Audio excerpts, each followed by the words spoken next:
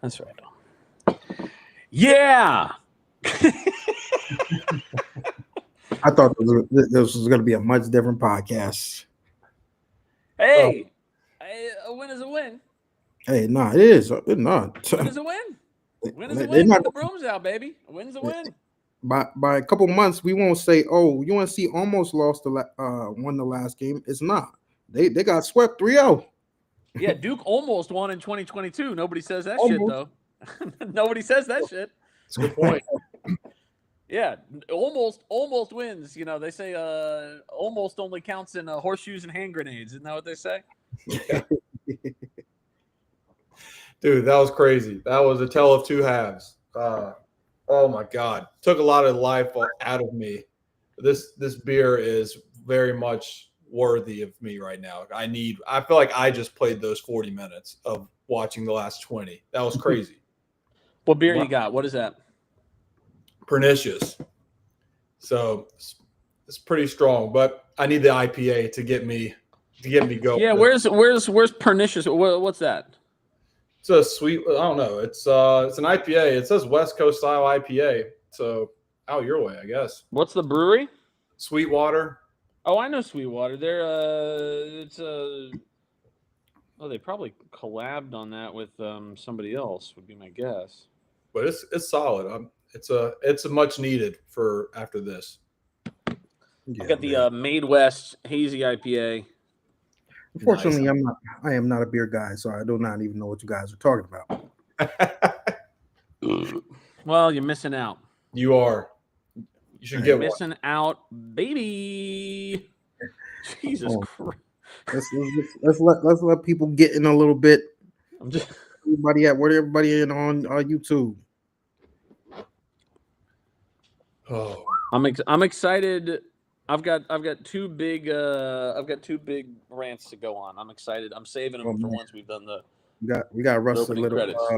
He's a little juiced up tonight. I'm juiced up, baby. I'm juiced up. I'm ready. Mel, I feel like you haven't been on a live in maybe like 2 years. But shout out to you for being back. Rude Bush. Jesus Christ. Jalen Withers, my GOAT. My GOAT. Homecoming for the making for him.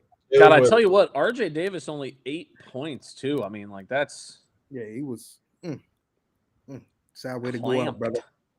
Third time's the charm, huh? Future, I mean, I know we got to save some stuff for the actual conversation, but like, all right, save it. Ian Jackson coming back, right? He's coming back, right? Nah, I mean, not the. I'm waiting too. He can't leave. He can't. Leave. Not the UNC. It's the old UNC okie doke. It's the old Rick Pitino might be calling soon, but shit. I would answer that call. The three of you guys, man, thank you for what you guys do, and appreciate you guys having me on. We were trying not to score and everything. We got about 33s or something. Yeah, I mean, we kind of felt that. We kind of feed off that energy. This place is amazing. Like I really love Duke, and I love the atmosphere I'm in here. Mark Williams, beast mode. Paolo first half, he had the cramping stuff. Fair enough. Beast mode.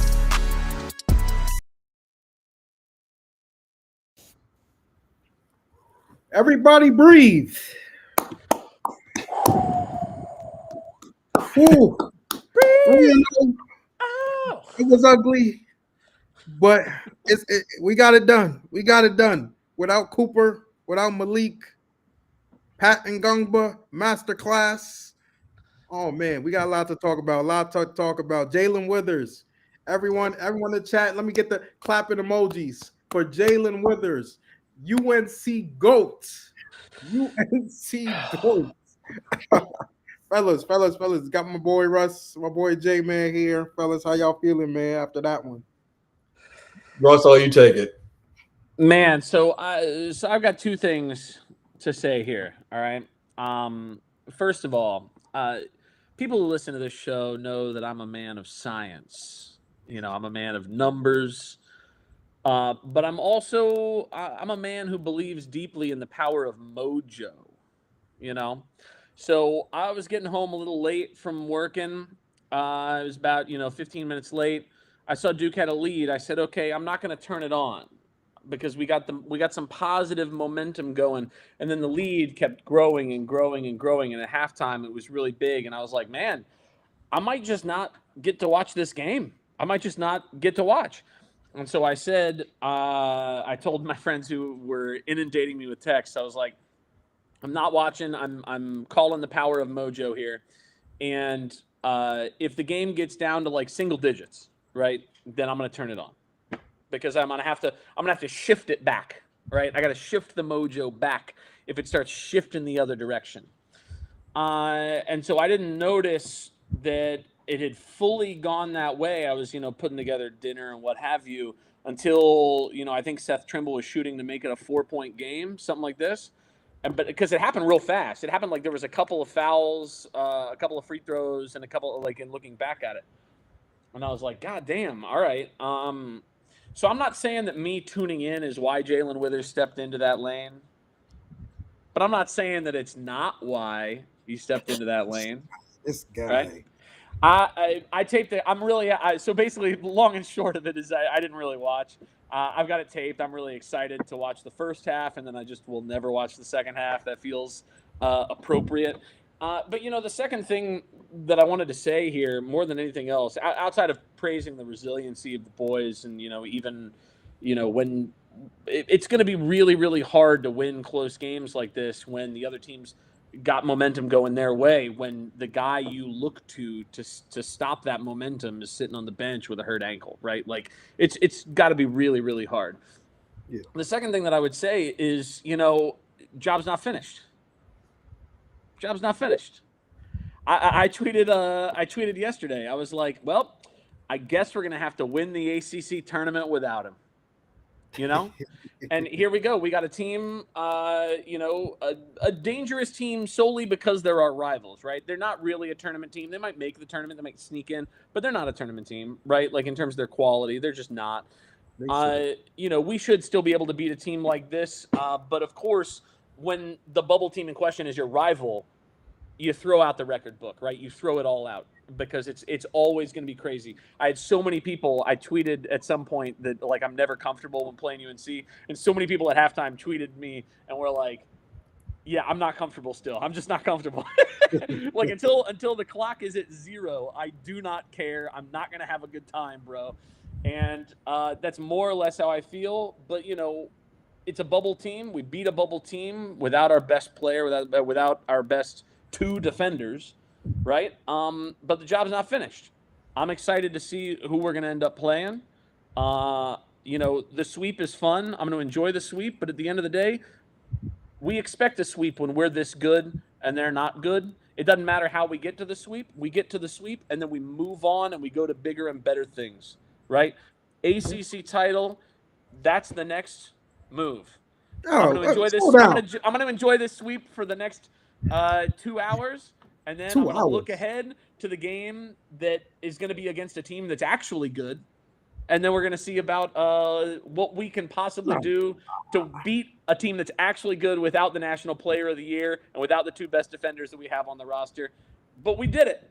We did it, and I'm very, very happy about it. That's my take. Yeah, I mean, we did it, and look, the first game against Georgia Tech. They did it. I didn't do shit. Our stress did it. All of our stress levels did it.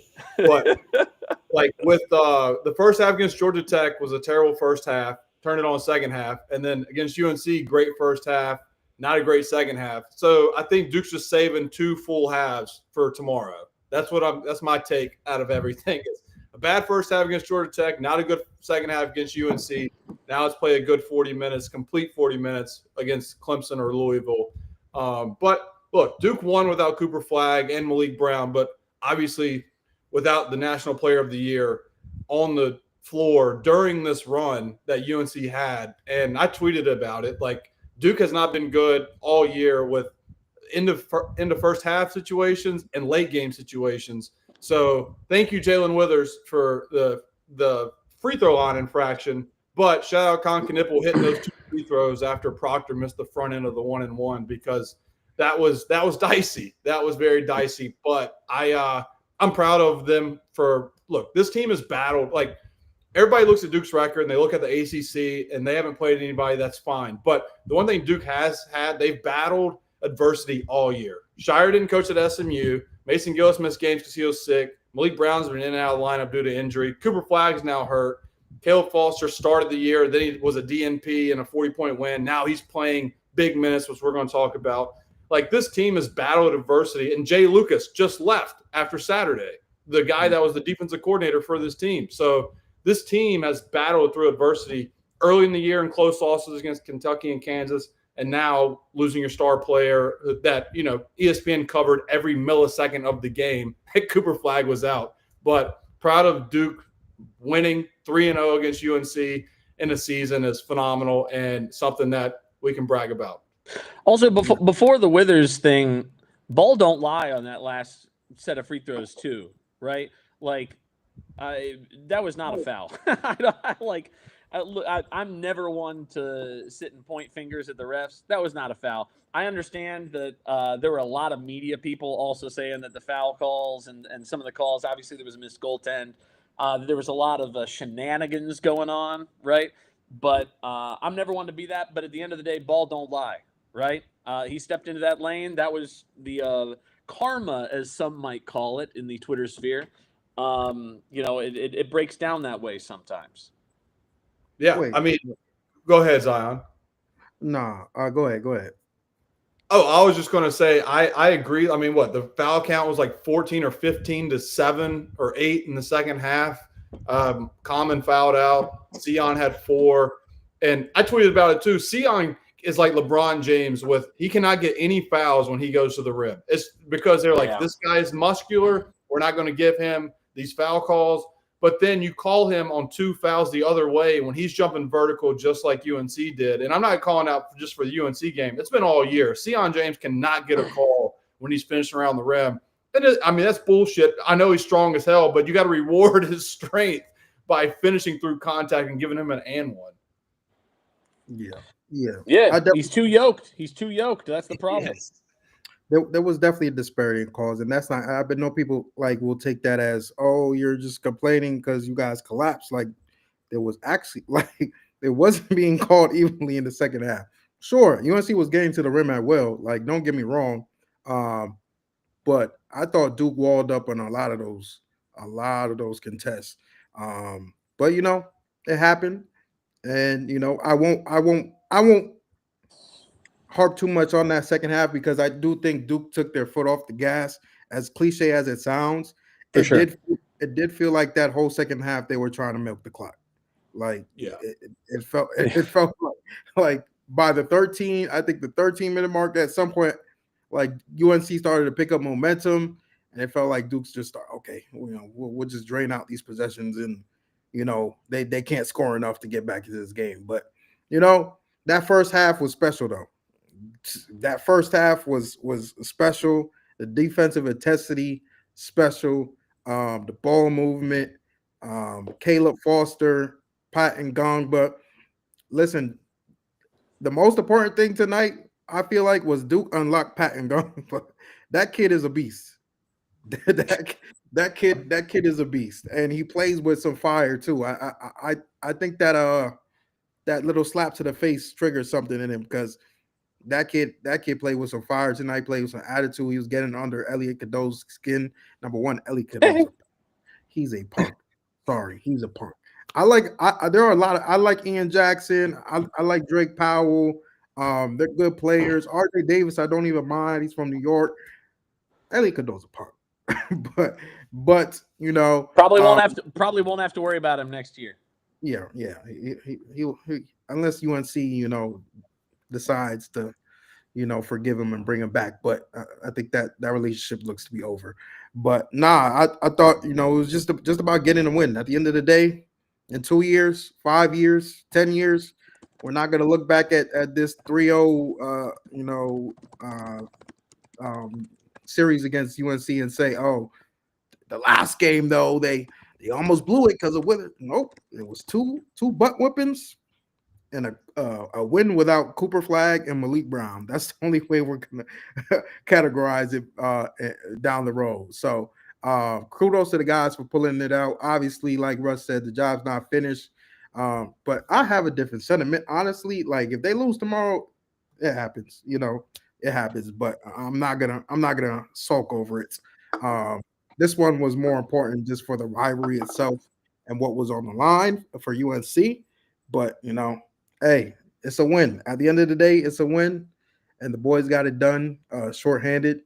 But yeah, I guess let's dive in more into Caleb and Pat, because tonight they really showed something. I mean, I only got to watch limited minutes here, but I feel like I've been saying all year how much I believe in Big Pat. What we've seen from him gives me all the confidence in the world. I do think that this summer we're going to look at, I guess it depends on what the Maliq Brown diagnosis is. But, if Maliq needs surgery in the offseason, which I feel like given the repeat injury to one place is not impossible. This is purely speculative. I have no knowledge whatsoever. Please don't think that I do. I really don't. But if he has surgery and has to miss, summer, I feel like there's a really good chance we're going to be pursuing somebody in the portal on the big man side of things. But to me, that is not a Big Pat replacement. That's somebody that should be more of a Maliq safety valve, right? That's a depth consideration, because I think Pat going forward, he's the big man, like the pure big man that that I think this team needs, this team wants. I think he's got a little bit of a stroke to his shot, a little more than he's even been able to show this year. Which he doesn't, obviously Duke big men don't shoot much at all, but if he can make free throws at a pretty good clip, then that's going to be obviously huge going forward. That's going to be all the more helpful. I really like the timing of his shot blocking, his hands on rebounds, his positioning has always been really good. I know he didn't have a ton of rebounds tonight. Again, didn't get to see, but generally speaking, all throughout this season, he looks exactly like what you would expect on a normal team, a freshman to look like, who you then build a starting lineup with.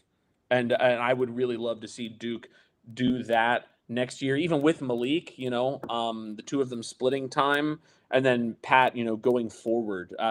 When he's an upperclassman, I firmly believe he's an all ACC kind of dude. So I'm really, really excited. And as it pertains to Caleb, he's shown propensity in big games to do cool things before.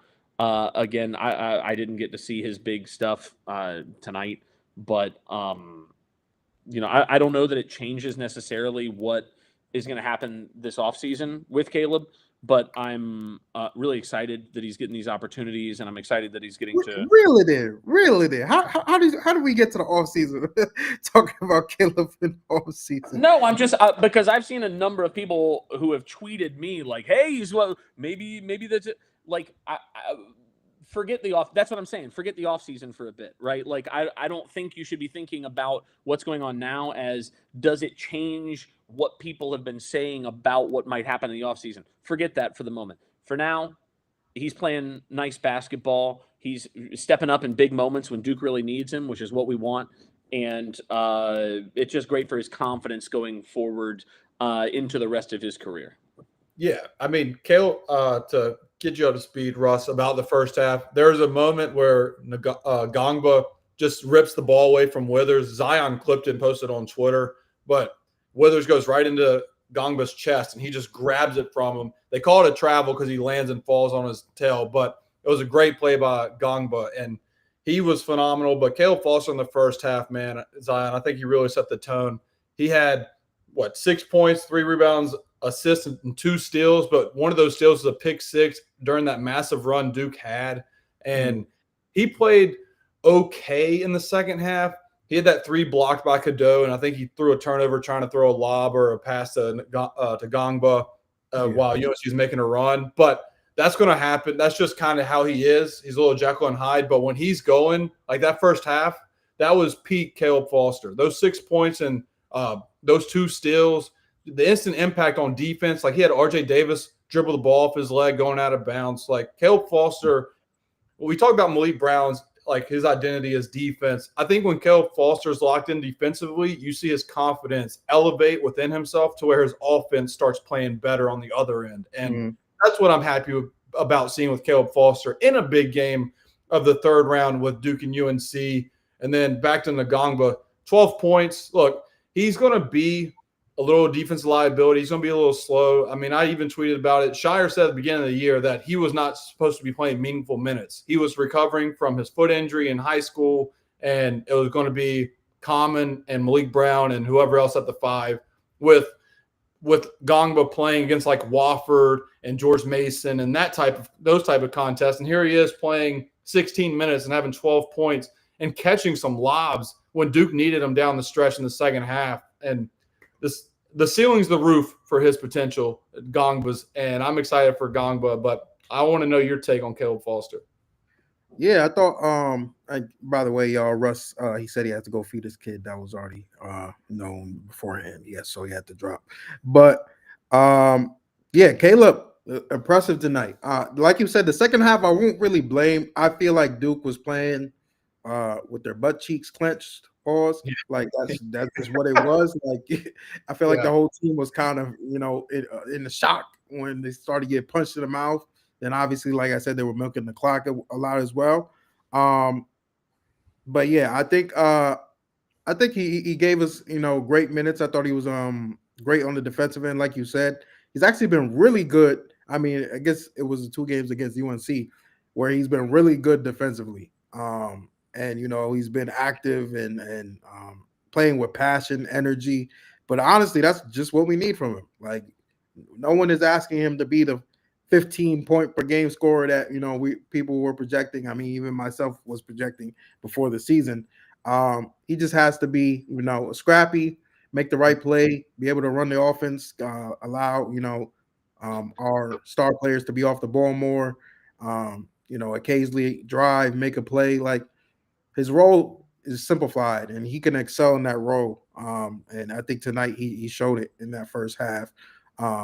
Even with the shooting struggles we've had, really, I think in Charlotte, that's something is also I feel like we got to address. There's something with the balls, the Spalding balls, the Charlotte Hornets rims. I don't know if it's like this we can't be shooting this bad as a team in the 2-game stretch when we were a top 15 shooting team in the country. I don't know.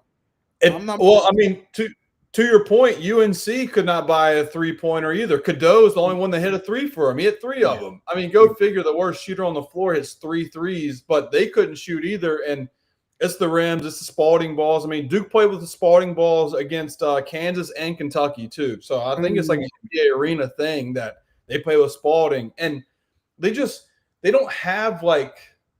I'm trying to find the terminology for it, but Knueppel went on the right side to go for a layup, and it just slid right off the backboard and missed the whole rim. And I'm like, that's not Knueppel really smoking a layup that bad. It's just more so that ball does not give that normal bounce that we see with a Nike ball that Duke plays with. And that's me getting in the depths of it basketball wise, because that is a real thing. Like, players will tell you it depends on the basketball. And Tyrese Proctor, I don't think he's hit a 3 this year with a Spalding basketball. He's over 5 today. He didn't make one yesterday. He hit some against Kentucky. I remember.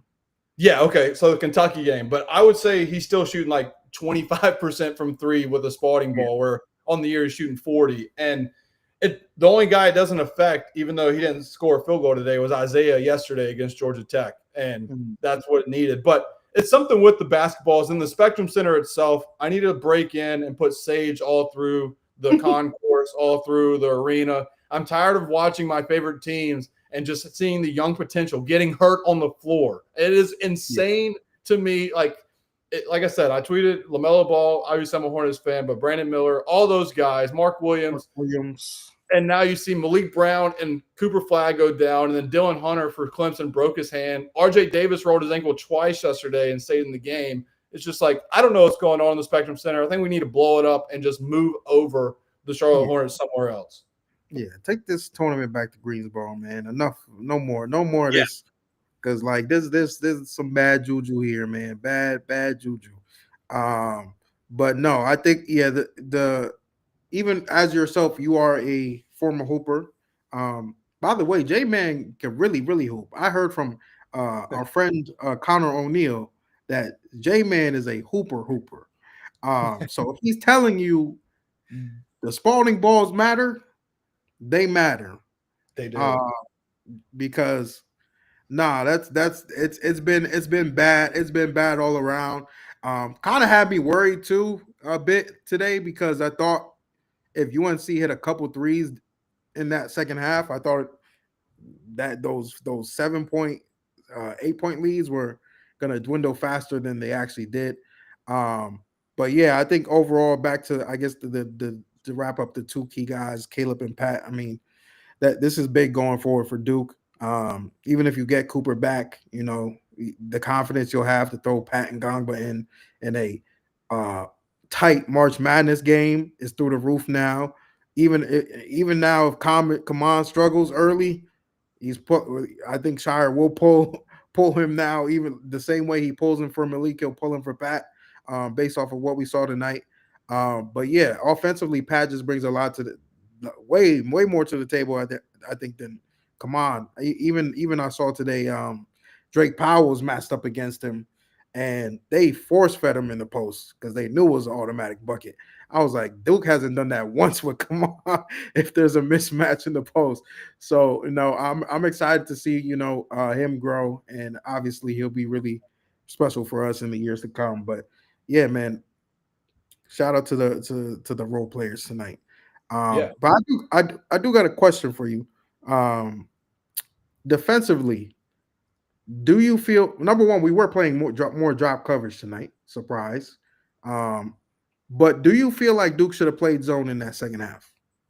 I tweeted it multiple times. I thought they should have thrown that wrinkle in because Duke has done that this year. Like against Notre Dame, they went zone when Notre Dame came back in Cameron. NC State, they went zone. Wake Forest at Wake, they went zone just for a wrinkle to slow the pace down that those offenses were having. And UNC, I tweeted out their shot chart in the second half, and it's all in the paint. Corey Alexander kept talking about it. He is annoying, but he was right that UNC was either getting to the line or they're getting layups. And yes, the foul calls I thought were ticky-tack, especially getting them to the line. But at the end of the day, they're running half-court sets, getting layups, and then they'd miss a layup and they'd get offensive rebound tip in. And I just felt like UNC was seeing – they're like a bull seeing red. They just knew to get downhill and go to the rim. They're either going to the line or making a layup.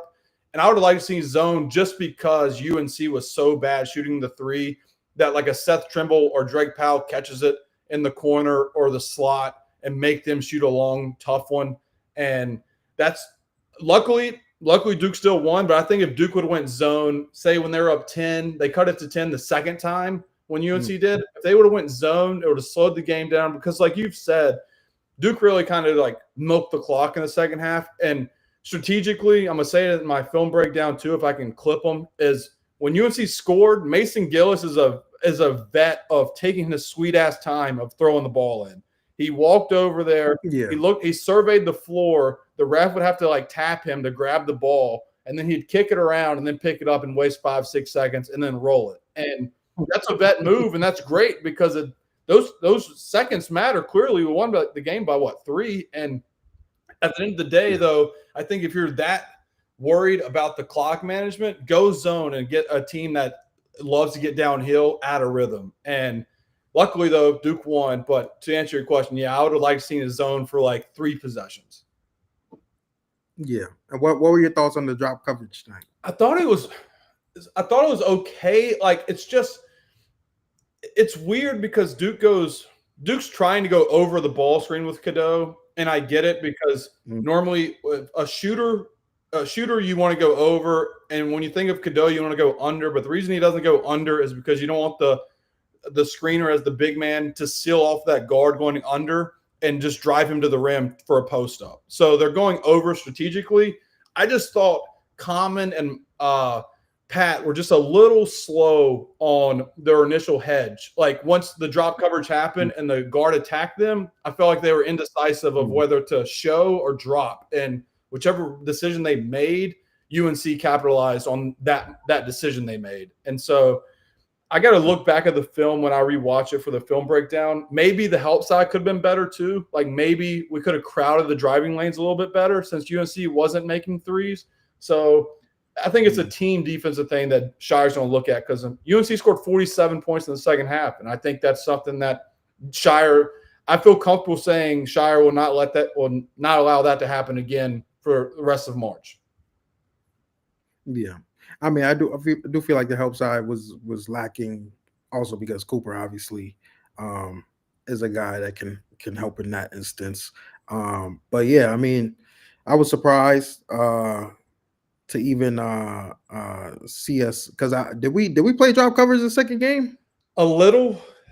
Like Duke switches it up, but they did play some drop covers, but they still made adjustments to where they didn't want – they had Common a little aggressive early, but then UNC dragged him out, and it really kind of exploited it where when Maliq Brown came in, Duke was aggressive on the ball screen action to where he wasn't playing drop coverage. He was hard hedging and swiping.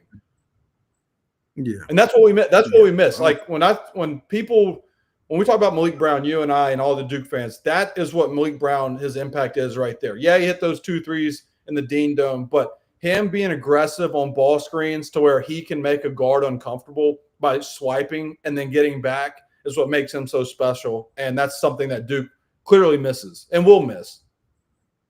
Right. Yeah, and don't ask me because I've been getting DMs. I don't know when Maliq is coming back. I don't know if he's coming back. If I had to guess, I would guess he's not coming back. But you never know. I'm not a doctor, so we'll see about that. And Cooper, do you play? I mean, if Cooper says he's good tomorrow, sit him. I don't care. We won that. I don't know. Do they still is ACC tournament champions called the ACC champions? Is that still a thing? Is that still the thing? I think it's still a thing. I think it's still a thing. I think because Duke has won the regular season this year, we're kind of like not making it a thing. But we used to make this a thing. I remember 2 years ago, we made it a thing. Yeah. So that is something that has driven me up a wall since you talked about Connor telling you about my playing history. That's something that bothers me is like the regular season is so hard to win. It's such a gauntlet. That right there is the conference champion. Whoever finishes first in the regular season to be conference champion, and then whoever wins the tournament is the tournament champion, not the ACC champion. Because it sounds bad that Duke's not going to. If Duke loses tomorrow, you and I are not going to. I think you just said that we're not going to care if Duke loses because they just beat UNC down 2 guys. So when they look back, it's like, well, Duke didn't win the ACC with this loaded roster. I don't care about the ACC tournament. I care about the regular season. They went 19-1 in conference. ACC tournament, we beat UNC to go 3-0 against them without Cooper Flagg and Maliq Brown. And I forgot even what we were talking about to get me on this tangent. But I just think tournament champions are tournament champions and not the conference champion of whole. It's what my tangent is. Yeah. I mean, I feel like especially this year for how Duke dominated the conference, I feel like it'd be crazy to call anybody else a champion, regardless of the result tomorrow. Especially obviously without Flagg and Maliq. But I know Louisville fans have been talking. I got a lot of receipts on them already. They've been talking that tomorrow. Obviously, there's likely no Flagg and Maliq, but that tomorrow they're gonna run through Duke and prove who the coach of the year is and who the defensive player of the year is. I don't even think we had a show after those awards came out because, man, that dude. So funny story about Louisville. I played poker with an assistant coach on Louisville staff, so that is going to be something I'm gonna bring up in our poker game is about coach of the year and ACC defense player of the year because obviously that's a joke that Cooper Flagg did not win ACC defensive player of the year. And we talked about on the show before that is some bullshit going to happen in the awards. Yeah, it is. And it is. Cooper Flagg is who is a finalist for player or defense player of the year in the nation is not ACC defense player of the year. But Louisville got lucky, man. Stanford quite literally gift wrapped them a pass to Chucky Hepburn. I guess in the stat book, Zion, Chucky Hepburn had the game-winning steal and game-winning bucket. But obviously, it's a pass right to him. Oh my and catch God. the shot, and I could not believe that. Yeah, man. Oh man, that the luck. But Stanford blew that game. They should have packed the boys up. But you can't rely on a Pac-12 team, Pac-10, whatever it is. But yeah, I think the champions, whoever wins tomorrow, it is what it is. Congrats on your auto bid. I mean, whoever's in the game at this point was already going to be a pretty high seed anyway. So, congrats on winning the tournament. But you're not the champ. You're not the ACC champ. Yeah. But yeah, I did see that too. Ross Gould for the listeners. Oh, let me just announce that quickly. Cooper is out tomorrow officially. Per Shire. Good. Thank you, Monty. Good. Thank you. Good. Ross Gold, he did make a statement that I saw on the box score as well. Pat was a negative 14 tonight. Very interesting, but I don't think it tells the story. Yeah, I think it kind of tells a story, not to that extent, but I think it tells a story that Pat is so good offensively and he's still learning defense because he's just a half step slow. And that goes to my point that Shire was like, this kid's not supposed to be playing this year because of his foot injury from high school. To this extent. So I think he'll get better at this end, but I don't think he's going to be a legit defensive player. I think he's at Duke because of what he does offensively. I jokingly call him like a European big. He plays great. He has great touch, he's a facilitator. He had a hell of a pass in this game we haven't even talked about. And then obviously the way he rebounds and scores around the rim, but defensively, he's like Jokic where, you know what, he's going to give you tough buckets around the rim, but then you attack and pick and roll. It's going to happen, and that's a trade-off that I will live with as the backup 5 that can come in and give me 12 points. It's just a learning curve off the bench.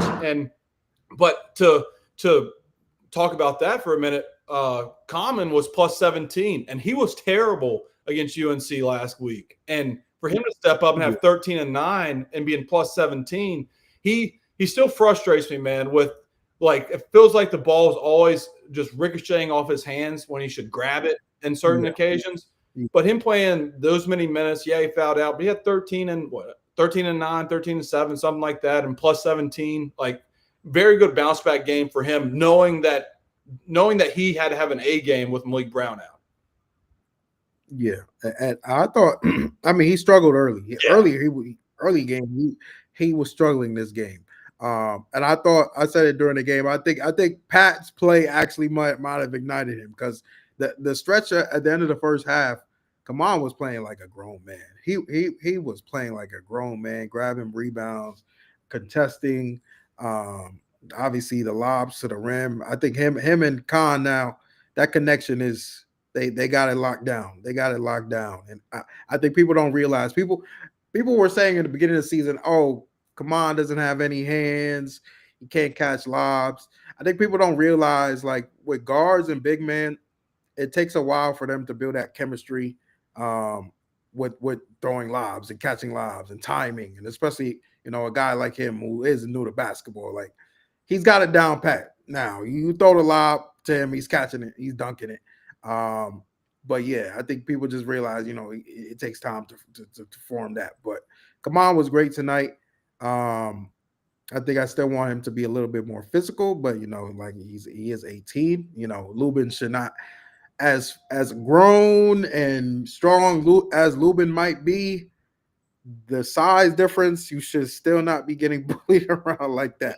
But they withstanded it tonight. I mean, it's a win at the end of the day. But that worries me a little bit going into March Madness. Yeah, no, I mean that's a good point. And I'd say I'd probably grade Common today like a B, maybe a B plus, because Lubin had 20 and 10, and there was 1 or 2 instances in the first half that Common had a rebound was going right to him, and Lubin just jumped right over him and grabbed it and laid it back in, or a guard poked it out of his hands, and UNC retained possession. And those are things you got to clean up going into next week, because those type of little plays matter so much in March Madness, and Common just can't have that happen. But like I said, I was proud of him having a get back game, having the production he had in this game, considering what he was last week, where Maliq Brown was the reason Duke won last week because the plus minus was completely flipped in his favor.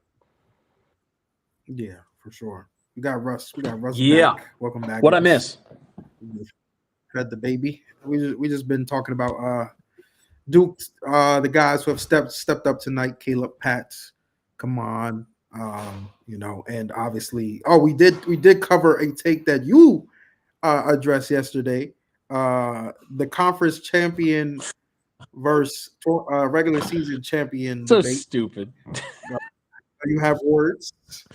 Dude, it's been this way, and I feel like it's important for Duke fans in particular, because I think that like Duke fans unfairly generally, I would say that like there are Duke fans who are this way, who need to be called out and who need to be put into their place.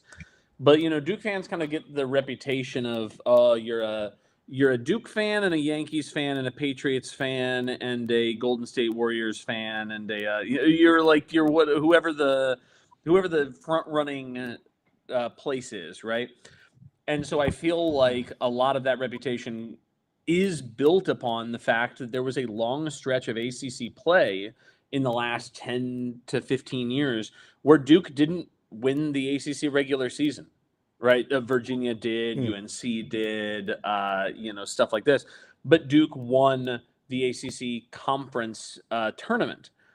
And because there's some obscure bylaw in the ACC rule book or whatever that says that the ACC champion is the champion of the conference tournament, that like Duke fans like turn this, some Duke fans, not all, some turn this into some, that means that the regular season crown doesn't matter. The only thing that matters is the conference tournament.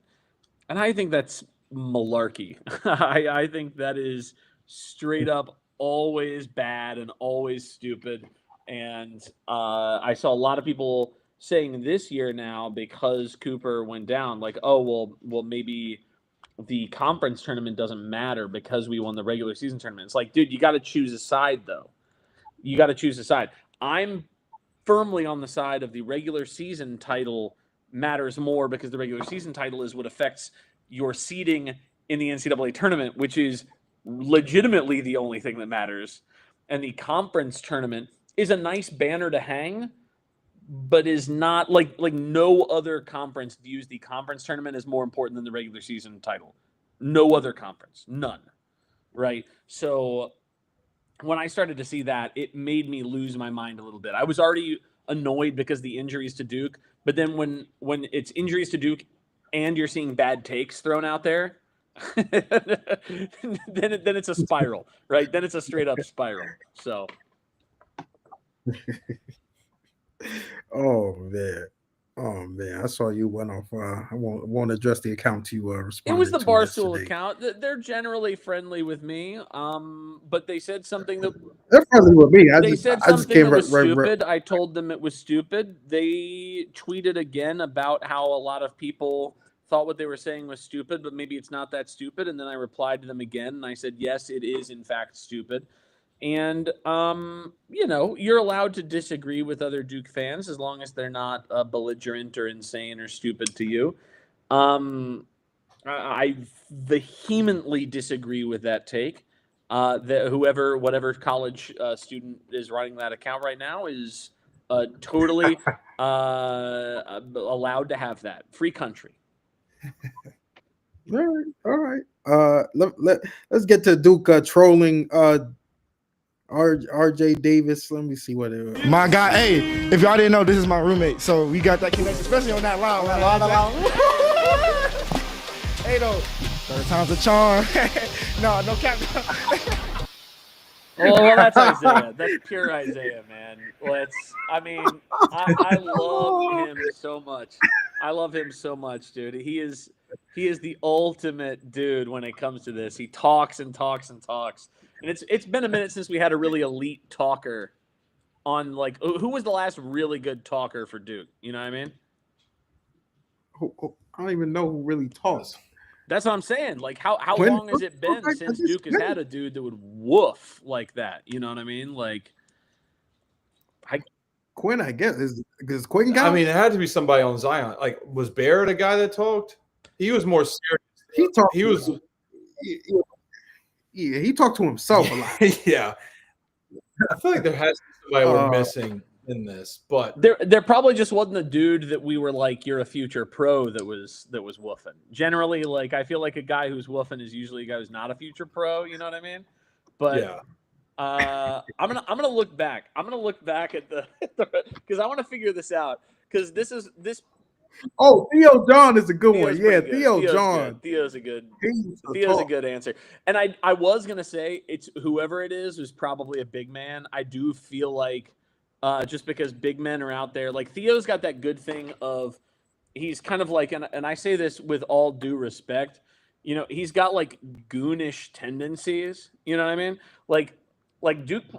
Watch out, Duke Go ahead. needs goons though. I love a good goon, man. I like the good teams, the best Duke teams have dudes that'll go out there and level a dude.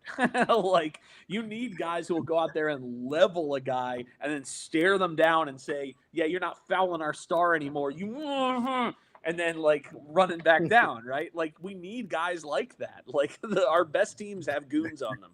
And so I loved Theo John. I love that Slim is out there talking, man. Slim's not big enough to be a goon, unfortunately. He doesn't have like the broad shoulders and the biceps to really like knock a dude out. But like, you know, people bringing up Dante Jones, like Grayson. I don't even know if he was like talking like He was like just not obviously JJ was talking.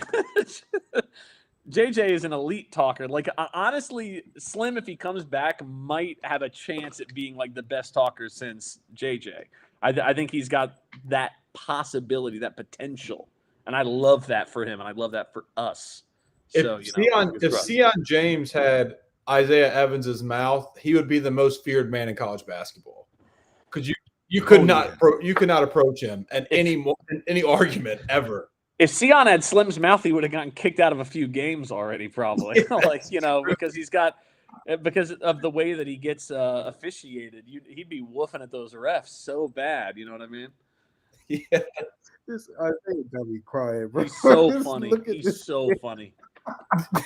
He is so funny. The way he was screaming, "This is my city!" Like in the second half of that Georgia Tech game. Man, dude, I love a guy like that. Man. I love a guy like that. Make sure you better get this man back to Durham, man. What account can I contribute to get some NIL funding to get Isaiah Evans back at Duke for year 2, man? There is actually an app for that, but I'm not gonna plug. No, but I want like they did not. No, there's no check there. I want to write a check. There, but, I want to write a check, man. Oh. I would be so overjoyed. I'd write the check conditional that he's woofing every single game. It's a conditional check. Oh man, I mean, going forward, we got the ACC title game tomorrow. Currently, Clemson is up 23-21, not the highest scoring game themselves. I'll just ask y'all because, you know, why not? I'm not Paolo. Who do you guys want tomorrow? I want Clemson. If we lost to Clemson, I want a rematch. And I like the rematch without Cooper Flagg and Maliq Brown. Because, look, Cooper Flagg played in the loss against Clemson, but he had the flu. He had the stomach flu. He was sick. And so, you know, run it back. We're without Maliq Brown. We were without Mason Gillis that game too at Clemson. So it's kind of the same ordeal. We're without two guys. Essentially, Cooper Flagg, I still don't count at Clemson because he was sick. Run it back, see what this team can do against a team that I think can make a deep run in March. Like, everybody loves to joke about the ACC. Clemson's a team I really think can make Elite Eight. I know they just lost Dylan Hunter with a broken hand. That sucks for them. But Clemson's the better of the two teams, in my opinion. So give me Clemson. And if Duke can win that game against Clemson without Cooper Flagg and Maliq Brown, that just solidifies how good this Duke team is. Man, that's a compelling case. I don't know that I have a strong take here. Both teams have lost guys that mean a lot to them, with Clemson losing Dylan Hunter, and then Louisville has lost Rain Smith, who's like their best 3-point shooter. So that certainly matters some as well. Yeah, I kind of feel like maybe I'm completely tripping here, but like I kind of feel like Louisville might be the quote unquote better matchup, given that both of our injuries came to front court players. I know they've got like Waterman, who will step out and shoot some threes sometimes. I know they play two guys who are like 6'10", 6'11". I don't know. I just sort of feel like that's a team where they don't make their hay inside. They're going to want to sort of play 4 out with one true big man, which I think is what Duke wants to do as well, generally speaking. Whereas Clemson is going to want to play, especially with no Dylan Hunter, they're going to want as many Chef and Victor Locken minutes as humanly possible. And both of them can really muscle inside, but both can also like step out and shoot a little. It's not like their main way of playing, but they can. So I don't want Malawach. I don't want Gongba out there guarding Clemson's bigs on the exterior and letting them sort of like do some things. I don't know. There's part of me that thinks that the Louisville matchup might play a little better, but also I think it's a wash. Honestly, I kind of think it's a coin flip either way. I don't have a strong take in either direction, because I'm sure that the counter argument to what I just said was, well, if Clemson really wants to play inside, well, then if Duke is playing drop, let the big men of Clemson shoot. If they're going to beat us that way, then let them beat us that way, and let Clemson shoot and not get inside. That's the counter argument. It's completely valid. So I'm not sure. That's a cop-out answer, but You said it's a cop-out answer. I talked myself out of it halfway through, right? You see that? You said all that to not pick a team. Pick a team. Bro. Well, since he said Clemson, I'll say Louisville, but I don't think it matters. I think Duke has equal chance at both. I think it does not matter. I think it matters for matchup-wise. I'd be more concerned how we would stop Clemson versus Louisville at this point, just because of that. Their front court, especially because we saw tonight the issues Lubin gave us. Locken and Chef is a double whammy of that. I didn't watch the game. Was Lubin like bullying, or was Lubin like moving in space a little bit? Bully. Oh, okay. Well, then then I go back to Louisville. I didn't get to see that today. Then I'm gonna stick with Louisville there, because I agree with that. I don't want to see, like, Locken was so successful in the first game bullying Duke, and that was with Cooper. That was with. Did we have Maliq? No. Did we? I don't know. I think we did. Against Clemson, maybe. I'm drawing a blank. I'm looking it up right now. We did have Maliq. He got a lot of fouls. I mean, both, like all of our big men, or our two main big men, got fouls very quickly, and Big Pat basically didn't play at all. So, yeah, I mean, like maybe that changes things a little. I don't know. My gut tells me Louisville, but also I think Louisville can do some things to exploit that Clemson can't. Also, I don't know. Here's my take on it: is we're playing we beat UNC. The ACC tournament means nothing to me. Like I've said, we won the ACC regular season. Give me the test that shows our vulnerability, and that is their front court. I want to see Pat Ngongba play against a team that, again, I think can make it to the second weekend of March. Can he hold his own with Common Malawach? And if he doesn't, okay, that's a good learning experience to put on tape that prepares him for March Madness, to where Shire can make adjustments for March. If we lose to Clemson tomorrow, if it is Clemson, so be it. But I think that's the team I'd rather play, because I think that would better prepare Duke as a whole to make a deep run for March. I also want to say, I think if we're playing drop, like a true drop defense, we went over that. Yeah, Victor Locken Go ahead. like abused us, I think, in part because With the pop. our bigs were kind of scrambling a little bit. If we're playing like pure drop, also Pat played 2 minutes in the first game. If we're playing pure drop and Victor's just trying to like post him up, Victor's still, I mean, Pat's still like what, 6'11", 250? Like he's basically Locken's size. I mean, Maybe more. yeah, like I think size wise, there's something to that matchup. I mean, like Man's got like height, which means he's skinnier, which means he can be pushed around a little more. I think Pat might just not have that, and he just did not play at all in that Clemson game. So I don't know. It's again, I could go either way. My gut says Louisville, but I don't think it matters.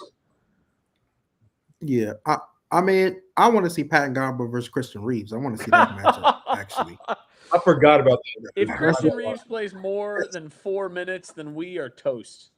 We are toast. See, a lot of people didn't see Christian Reeves took a little shot at Duke after Clemson beat him on his Instagram. A lot of people, I didn't say nothing. I didn't even publicize it because they won, so he can do whatever. That's right. Those 5 points and 2 turnovers in 5 minutes. You can do it. Hey, you know what though? I feel I don't ever want to talk bad. If he wants to talk smack, that's his prerogative. I'm gonna rise above it. But man, I'm gonna stick below it. He's not playing big minutes tomorrow if they win. There's no way. Hey, you never know. You never know. But yeah, I'm definitely gonna stay below.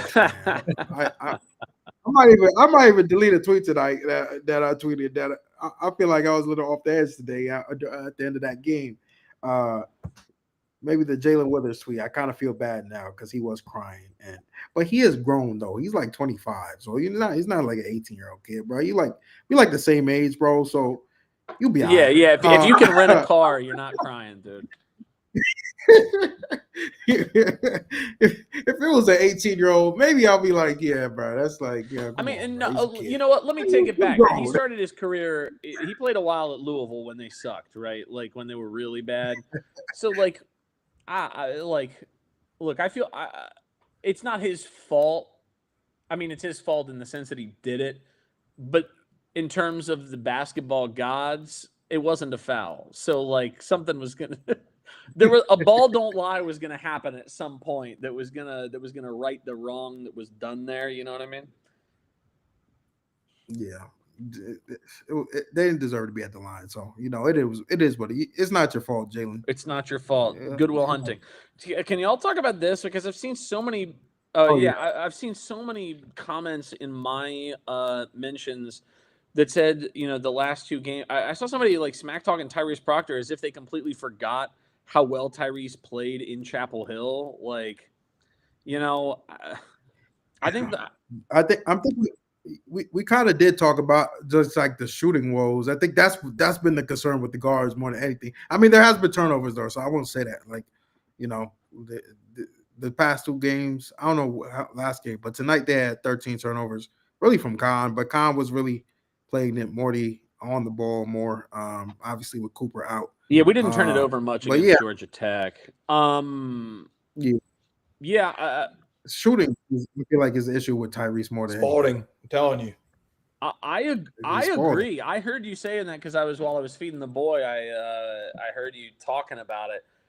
I agree. The ball, I sort of mentioned at the very beginning of the first ACC game in the ACC tournament.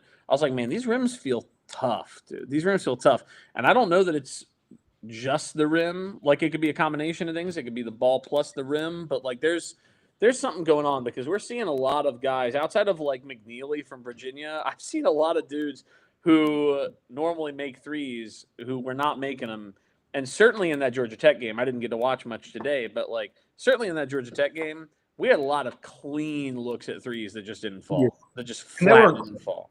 They weren't close. Like there was a lot, even tonight for UNC, like they had offensive rebounds because they were such bad misses that it hit off Duke's hands like it was a hot missile, and UNC got it on the perimeter again. And that just shows that those they're just slippery. That's the best way I can describe it. They're just slippery. The Spalding is. And so I don't think Proctor's in a slump by any means. I think it strictly is the basketballs. And I think somebody just asked what ball is used in the NCAA tournament. I don't know, to be honest. I don't know if it's like I don't know if it's Spalding or Nike, because obviously there's a lot of Nike, but I'm not exactly sure. I need to look at some images and do some research on that, because Spalding would be a concern for me for this Duke team because besides Isaiah and Kon yesterday, I was not confident when anybody else shot the ball.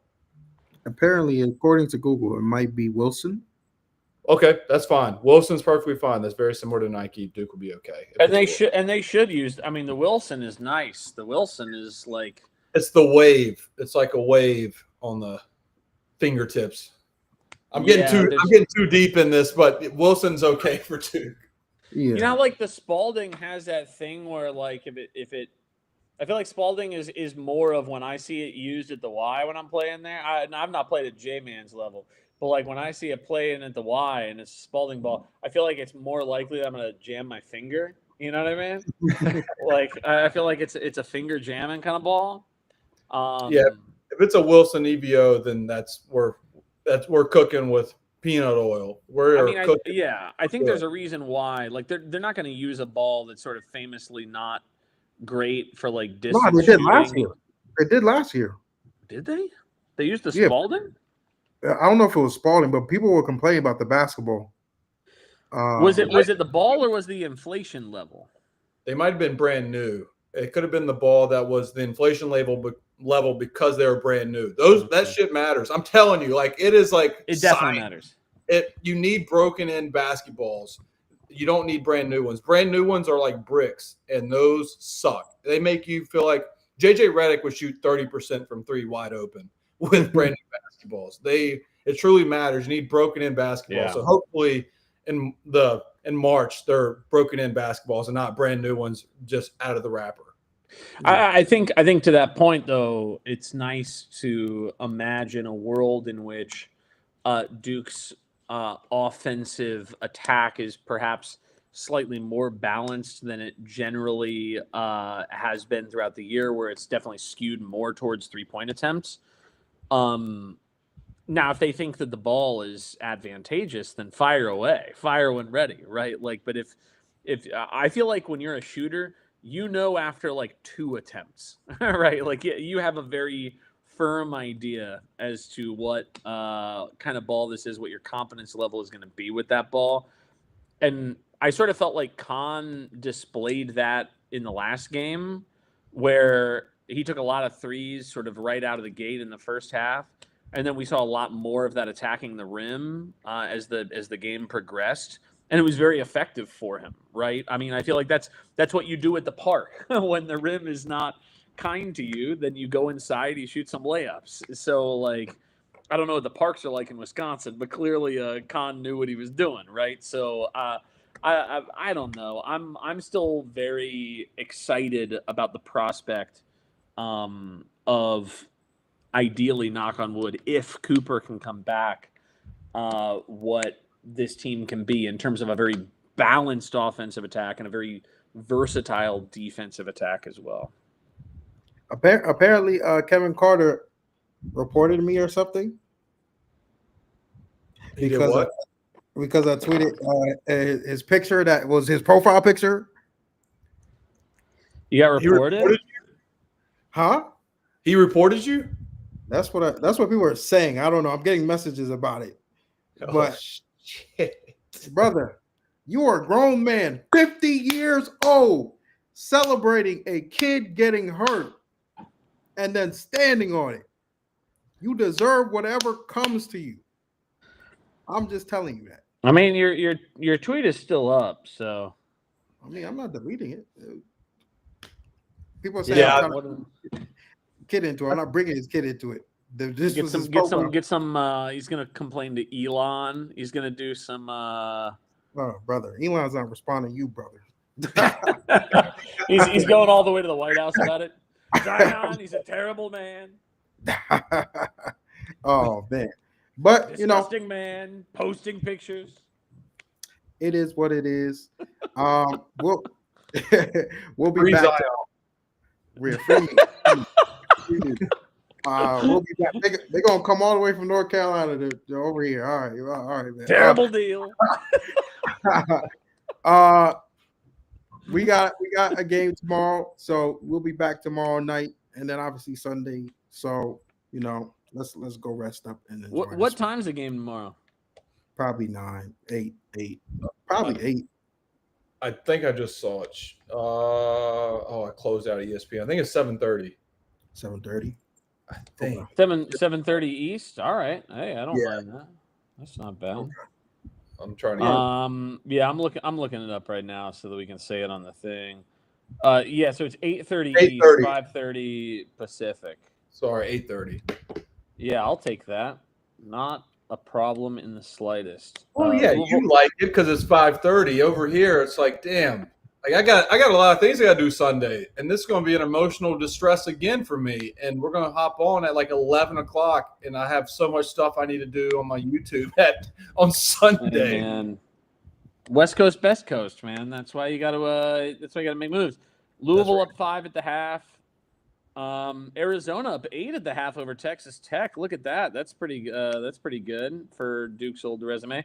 And then UConn down 15 early in the second half to Creighton. That's pretty wild. That is wild, especially because Creighton just played double OT yesterday. That's crazy. I thought UConn played pretty good defense yesterday. I sort of was wondering how real that was.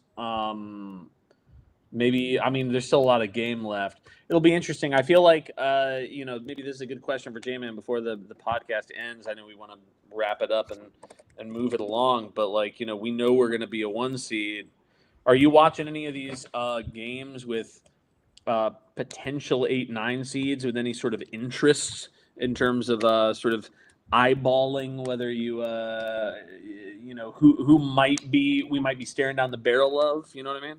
Yeah, I'm watching the tournaments. I don't know who are the projected 8-9 seeds, I'll be honest with you, but I'm watching these tournaments like I'm getting very familiar with these teams to where I know their strengths and weaknesses. Because one, for my breakdowns for Duke, but also I'm doing a March Madness preview of all 64 teams. So I'm getting very accustomed to these guys. But regardless, I know people are trying to make the 8-9 like a sexy pick for March Madness. I think Duke's okay against any 8-9 team that could potentially face them. I just think Duke's what they've gone through this season, they're going to be okay against that adversity. Yeah, just out of the interest of people potentially listening, Bracket Matrix has 8 seeds right now, and again, I guess that's subject to change. 8 seeds, they got Gonzaga, Memphis, UConn, Mississippi State. At the 9 seeds, Creighton, New Mexico, Georgia, Utah State. I feel like the one that stood out to me there, not even from a matchup perspective, but just from a sheer strength of the team perspective, would be Gonzaga. Because, according to, analytics, they're of the strength of like a 3 or a 4 seed. They just dropped some games. And so it's going to be a weird combination of their resume is more 8-9 seedy, but their analytics are more like a 3 or a 4 seed. Like there's a very real chance that if they end up as an 8-9 seed, that they're depending on who the 8-9 seeds are, they might be only like a 2-point underdog in one of those games. So like that feels like it's going to be a bad draw for whoever gets them. I think we match up pretty well with Gonzaga, frankly, but you just don't want to draw the strongest possible one. I mean, obviously UConn, even though they don't defend at all, they do have a coach that has proven that they can go the distance. You don't love to see that in the second weekend. Ideally, you'd prefer to have somebody else. But those are really the only 2 teams that I've been even sort of eyeballing. I mean, Creighton's got a good coach and they got a really strong guy down low. Obviously, New Mexico, Donovan Dent, which maybe we'll talk about this summer a little bit potentially. Donovan Dent is the sort of very versatile guard that, at least historically, has given Duke some fits. Obviously, this Duke team is different than past Duke teams, but he's sort of an All-American. You don't really want to face an All-American in the second round if you can help it. Yeah, I think Gonzaga is a good team, but they struggle shooting the ball, and I think that's in Duke's advantage to where they're happy with going against Gonzaga and making it a 65-58 game if it was against Gonzaga. But UConn, yeah, Dan Hurley is Dan Hurley, but I think since they can't guard, he's kind of over his team, and his team's kind of over him. Like he said, like half his team is flirting with the portal right now during the season. So it'll be interesting, though. The draw will be interesting, and I'm excited to see in Selection Sunday. It will. Yep. We'll see on Sunday. But got one more game tomorrow. Louisville or Clemson. We'll see. Join this one tonight. 3-0 sweep over Carolina. Appreciate y'all for tuning in. Peace.